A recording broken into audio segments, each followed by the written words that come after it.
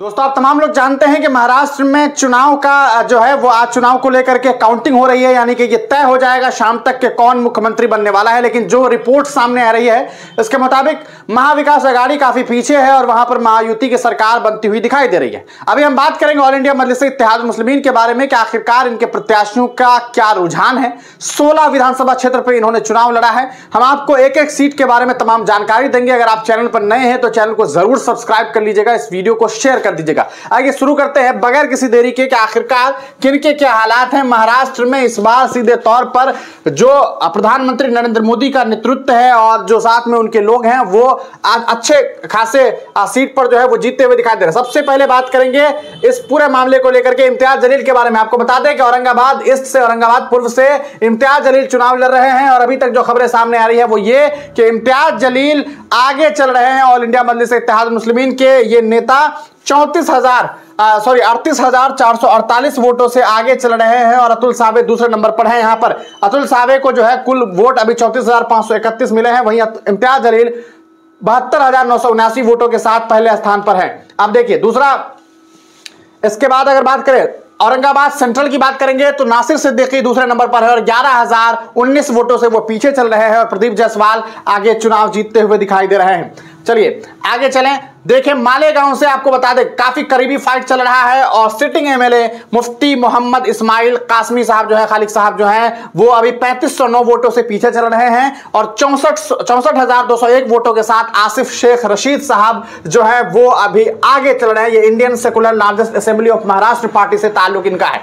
इसके बाद बात करें अगर मुंबई कालवा सीट से, यहां पर अवध जितेंद्र सतीश जो है वो सीधे तौर पर 1,37,022 वोट गेन कर चुके हैं और 80,000 से ज्यादा वोटों से वो आगे चल रहे हैं। हिंदू मुसलमान तमाम लोगों ने लगभग उन्हें वोट किया है। यहां पर ऑल इंडिया मजलिस इत्तेहादुल मुस्लिमीन के नेता 1,26,156 वोटों से पीछे चल रहे हैं। सरफराज खान जो कि सैफ पठान के नाम से भी जाने जाते हैं वो 10,866 वोट गेन कर चुके हैं।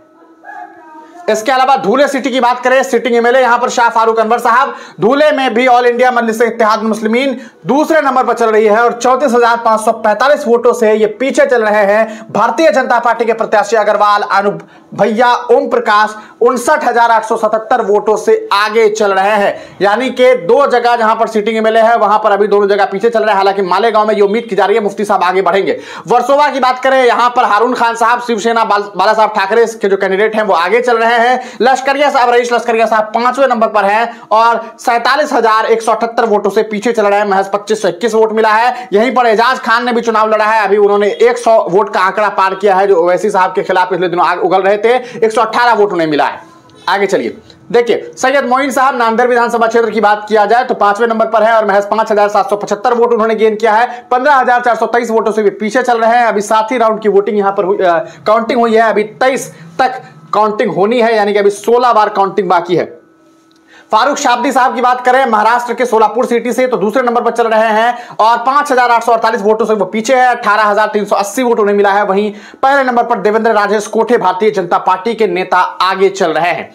इसके अलावा बात की जाए भिवंडी से तो भिवंडी से इस बार मोहम्मद फैयाज साहब जो है वो चुनाव लड़ रहे हैं। यहां पर भिवंडी से जो है इस बार वारिस पठान चुनाव लड़ रहे हैं और वारिस पठान साहब 5वें नंबर पर है। उन्हें 13,232 वोट मिले हैं और वो कुल 21,738 वोटों से पीछे चल रहे हैं।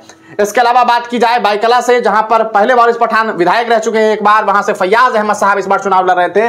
वहां पर वारिस पठान को चुनाव लड़ना था लेकिन फैयाज साहब को टिकट दिया गया और फैयाज साहब ने महज अभी तक 3,990 वोट गेन किए हैं और 53,833 वोटों से वो पीछे चल रहे हैं। यहां सीधी लड़ाई शिवसेना उद्धव ठाकरे बाला साहब और शिवसेना के बीच हुई है और बहुत बुरी तरीके से फैयाज अहमद यहां पर हारते हुए दिखाई दे रहे हैं। जमानत जब्त हो जाएगा। अब आसिम आजमी साहब, आप तमाम लोग जानते हैं समाजवादी पार्टी के नेता, मनखुर्द शिवाजी नगर से आगे चल रहे हैं 8,344 वोटों के साथ। 47,966 वोट उन्होंने गेन किया है और दूसरे नंबर पर अतीक अहमद खान, एक नौजवान लड़का जिसे आखिरी वक्त में मजलिस ने टिकट दे दिया।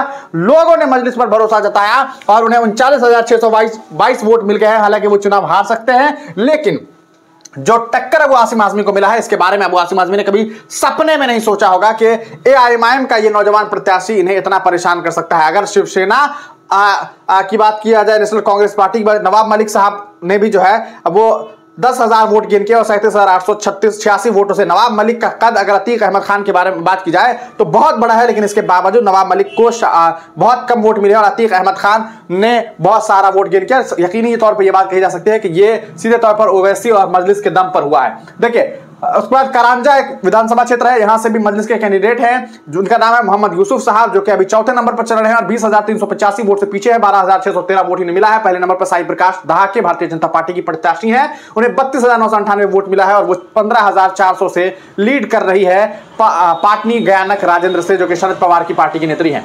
इसके अलावा बात करें कुर्ला विधानसभा क्षेत्र से, यहां पर शिवसेना के कैंडिडेट कुदालकर मंगेश आगे चल रहे हैं। 52,610 वोट उन्होंने गेन किया है। यहां पर ऑल इंडिया मजलिस इत्तेहाद मुस्लिमीन की नेता आशमा शेख सिर्फ 2434 वोट गेन कर पाई है और 50,000 वोटों से ज्यादा मतों से पीछे चल रही है। इसके अलावा बात की जाए, ये आपको नागपुर नॉर्थ की बात करेंगे तो डॉक्टर नितिन आकाशीनाथ राउत साहब, जो कांग्रेस पार्टी से नेता है, वो 3380 वोटों से आगे चल रहे हैं। 32,959 वोट उन्हें मिले हैं। और यहां पर जो और मजलिस इत्तेहाद मुस्लिमीन की कैंडिडेट हैं जनाब मैडम दोंगड़े कीर्ति दीपक जी, उन्हें सिर्फ 187 वोट मिले हैं और बुरी तरीके से वो हार रही है 32,000 से ज्यादा मतों से। इसके अलावा मिराज विधानसभा क्षेत्र की बात करें तो यहां पर डॉक्टर सुरेश भाव जो है वो चुनाव जीत रहे हैं, भारतीय जनता पार्टी के नेता है। यहां पर ऑल इंडिया मजलिस इत्तेहाद मुस्लिमीन के नेता महेश कुमार महादेव कांबले ने 2391 वोट गेन किया है और वो अभी चौथे नंबर पर चल रहे हैं। 11,000 नहीं बल्कि 1,12,631 वोट से जो है वो महेश कुमार महादेव कामले जो है वो चुनाव हार रहे हैं। तो मिराज में भी ऑल इंडिया मजलिस इत्तेहाद मुस्लिमीन बुरी तरीके से हार रही है और कहा जा सकता है कि जमानत जब्त जो है यहां पर हो रही है। इसके अलावा एक सीट है मुर्तजापुर से जो है वो मजलिस के प्रत्याशी भी है। यहां पर भारतीय जनता पार्टी के हरीश मारुत्यप्पा पिंपल जो है वो 8533 वोटों से आगे चल रहे हैं शरद पवार की पार्टी से। लेकिन यहां पर अगर बात करेंगे मजलिस की तो मजलिस जो है यहां पर सुरवादे सम्राट मानिक राव जो है चुनाव लड़ रहे हैं, सिर्फ 1000 का आंकड़ा इन्होंने पार किया है। तो यहां पर भी इनकी एक बुरी हार जो है वो देखने को मिल रही है। तो ये पूरा हालात है और इस तरह से जो है यहां पर मजलिस के रिजल्ट सामने आ रहा है। अब सवाल यह है कि क्या मजलिस यहां पर कामयाबी की ओर दिखाई दे रही है, क्या मजलिस एक अच्छी भूमिका में है? अगर बात करें तो देखिए, सिर्फ इम्तियाज जलील जो है वो औरंगाबाद ईस्ट से आगे चल रहे हैं और लगभग 72,000 से प्लस वोट वो ले चुके हैं और अभी 34,000 के गेन पे थे। हालांकि अब ये धीरे धीरे आंकड़ा जो है वो कम होगा, क्योंकि जो अतुल सावे है उनके क्षेत्र का जो ईवीएम है वो अब काउंटिंग में शुरू हो गया है। हालांकि अभी ये बात कही जा सकती है लगभग 25 राउंड होने हैं, जिसमें 13 राउंड हुए हैं, 12 राउंड बाकी है। अगर इम्तियाज जलील अभी 30-35,000 वोट और गेन कर लेते हैं तो इम्तियाज जलील साहब ये सीट निकाल लेंगे। इसके अलावा अगर बात की जाए तो वो है मालेगांव, और मालेगांव की अगर आप बात करेंगे तो मालेगांव से मुफ्ती इस्माइल कासमी साहब चुनाव लड़ रहे हैं। वो 3000 वोट से अभी पीछे चल रहे हैं। यहाँ पर बहुत क्लोज फाइट जो है उनके बीच में, और क्षेत्रीय वहां की एक पार्टी है महाराष्ट्र की, उनके बीच में आसिफ साहब से हो रही है। तो ये सीट हो सकता है कि निकल जाए। लास्ट टाइम में मुफ्ती साहब जो है वो आगे बढ़ेंगे तो ये सीट निकाला जा सकता है। इसके अलावा अगर बात करेंगे तो एक सोलापुर सीट है, सोलापुर में ये दूसरे नंबर पर चल रहे हैं। और भी कुछ सीट्स है धुलिया में जो है इनके हालात अच्छे नहीं चल रहे हैं, यहां पर भी वो पीछे चल रहे हैं। तो सीधे तौर पर अगर आप देखें तो इस बार का चुनाव काफी जबरदस्त देखने को मिल रहा है। और एआईएमआईएम के साथ एक बड़ा मसला ये है कि वो जो सिटिंग एमएलए होता है इनका हैदराबाद के बाहर, वो अक्सर हार जाते हैं। तो इस बार भी वही चीज देखने को मिल रही है। अब देखना यह है कि क्या यहां पर क्या होता है। मोदी पावर एक बार फिर देखने को मिल रहा है, देवेंद्र फडणवीस की ताकत एक बार फिर देखने को मिली। एकनाथ शिंदे कामयाबी के तौर पर दिखाई दे रहे हैं। कहीं ना कहीं यह बात कही जा सकती है कि जो उद्धव बाल ठाकरे हैं, जो राहुल गांधी की पार्टी है, जो नाना पटोले की पार्टी है, वो वहां पर हारती हुई दिखाई दे रही है, शिकस्त होती हुई दिखाई दे रही है। आगे हम इस पूरे मामले को लेकर के और भी आपको अपडेट देते रहेंगे। आप हमारे चैनल से जुड़े रहिएगा, चैनल को सब्सक्राइब कर लीजिएगा। हम तमाम अपडेट आपको अंत तक देते रहेंगे। अभी तक जो फिलवक्त 16 विधानसभा क्षेत्र को लेकर के रिजल्ट सामने आ रही है, हमने आपको बताया है। तमाम रुझानों के आधार पर यह बात कही जा सकती है कि मजलिस के लिए 2 से 3 सीट बहुत ज्यादा हो जाएगी अगर वो जीत जाते हैं, वरना 1 सीट अगर निकलती है तो ये भी देखना होगा वक्त के साथ क्या कुछ होता है। आप क्या कुछ सोचते हैं, अपनी राय कमेंट सेक्शन में जरूर दीजिएगा। इस वीडियो को जरूर शेयर कर दीजिए।